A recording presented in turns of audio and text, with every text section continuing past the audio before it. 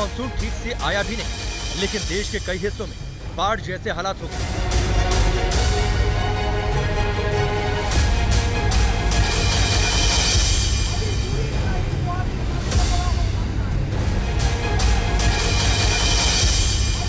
नमस्ते India, true now के और एक वीडियो में आप लोगों का बहुत बहुत स्वागत है। दोस्तों, आज मैं आप लोगों को इंडिया के एक नॉर्थ ईस्टर्न स्टेट असम के बारे में कुछ बातें डिस्कस करने वाला हूँ। जैसे कि आप लोगों को पता ही होगा कि असम फ्लड की वजह से बुरी तरह से इफेक्टेड हुआ है। वहाँ की डेली लाइफ बहुत ही ज़्यादा डिस्ट्रॉय हो गया है। वहाँ के कुछ लोगों को मानना है कि असम ने कुछ दशकों तक ऐसे फ्लड नहीं देखा है। अब आप लोगों को लग सकता है कि असम में तो हर साल बाढ़ आता है, ये कौन सी बड़ी बात है। लेकिन दोस्तों, एक बार सोचो, अगर हम लोग असम के ब्यूटी के बारे में बात कर सकते हैं, वहाँ पर घूमने जा सकते हैं, वहाँ की ब्यूटी में घुल मिल सकते हैं, तो वहाँ के प्रॉब्लम के बारे में क्यों बात नहीं कर सकते।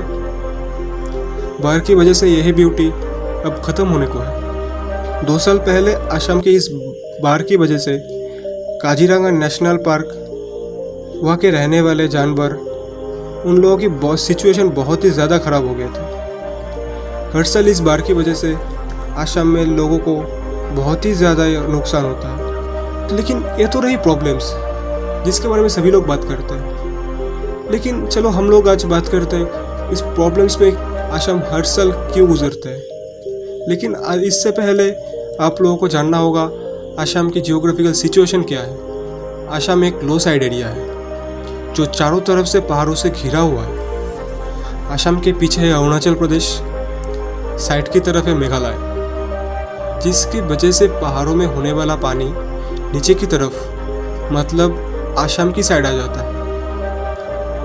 और आप लोगों को तो पता ही होगा असम का फेमस ब्रह्मपुत्र रिवर, जो जाना ही जाता है उसकी एग्रेसिव नेचर के बारे में। ब्रह्मपुत्र और पहाड़ों का पानी एक साथ मिलके असम में हर साल ऐसा डेंजरस सिचुएशन क्रिएट करता है। इस साल बाढ़ की वजह से 22 लाख लोगों की ज़िंदगी बुरी तरह से इफेक्टेड हुआ है और 126 लोगों ने अपनी जानें गंवाई है। अभी भी 2 लाखों से ज़्यादा लोग रिलीफ सेंटर में अपने दिन गुजर रहे हैं। ऑलमोस्ट 25 डिस्ट्रिक्ट बुरी तरह से इफेक्टेड है। गवर्नमेंट और private rescue team affected area से जी जानों से लोगों को निकालने में अपनी मदद कर रही है।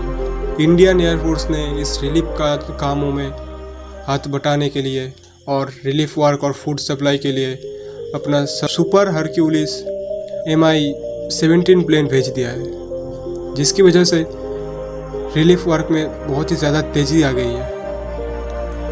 लेकिन हम लोगों के माइंड में एक गलत फहमी है, वो यह है कि फ्लड तो एक नेचुरल सिचुएशन है, हम इसमें क्या कर सकते हैं। नहीं दोस्तों, ये थॉट बिल्कुल ही गलत है। कुछ जगह में पानी को रोकने के लिए लोग क्या करते हैं कि वहाँ पर डाइवर्शन बना देते हैं। उससे क्या होता है, टेम्पररी वहाँ पानी जाना बंद हो जाता है, लेकिन ये परमानेंट इलाज नहीं है। इसकी वजह से और दूसरी जगह फ्लड की सिचुएशन बहुत ही ज़्यादा और ख़राब हो जाता है। वहाँ फ्लड आने की और भी ज़्यादा चांसेस हो जाता है। तो अब आइए जानते हैं असम इतना इम्पोर्टेंट क्यों है। इंडिया के नॉर्थ ईस्ट साइड में 6 स्टेट है और उनमें से पूरे इंडिया की कनेक्शन होता है असम के ज़रिए। असम में हर साल बाढ़ की वजह से रेलवे और हाईवे तहस नहस हो जाता है, जिसके लिए नॉर्थ ईस्ट में और जो 5 स्टेट है उसके साथ इंडिया की कनेक्शन लॉस्ट हो जाता है, क्योंकि हाईवे और रेलवे इसको छोड़ के हम उस तरफ कनेक्शन करना बहुत ही ज़्यादा मुश्किल है। तो आइए दोस्तों, हम लोग सब मिलके नॉर्थ ईस्ट के भाई बहनों के लिए अपनी मदद की हाथ आगे बढ़ाते हैं और उनको ये भरोसा दिलाते हैं कि हर साल की तरह ये साल भी ये आपद टल जाएगा और हम लोग उनके साथ हमेशा हैं। दोस्तों, मुझे पता है कि मेरा जो ये चैनल है बहुत ही बड़ा नहीं है, अभी ग्रो कर रहा है, लेकिन जितने भी मेरे व्यूअर्स हैं, मैं उनके पास ये हाथ जोड़ के रिक्वेस्ट करना चाहता हूँ कि आप लोगों को कभी भी नॉर्थ ईस्ट में मदद करने की कोई भी चांस मिले तो आप लोग अपनी मदद की हाथ आगे बढ़ाएं, ताकि हम लोग कुछ योगदान कर सके नॉर्थ ईस्ट में जो भी सिचुएशन है उसके लिए, क्योंकि आपकी एक मदद वहाँ के लोगों की बहुत ही ज़्यादा काम में आ सकता है। धन्यवाद।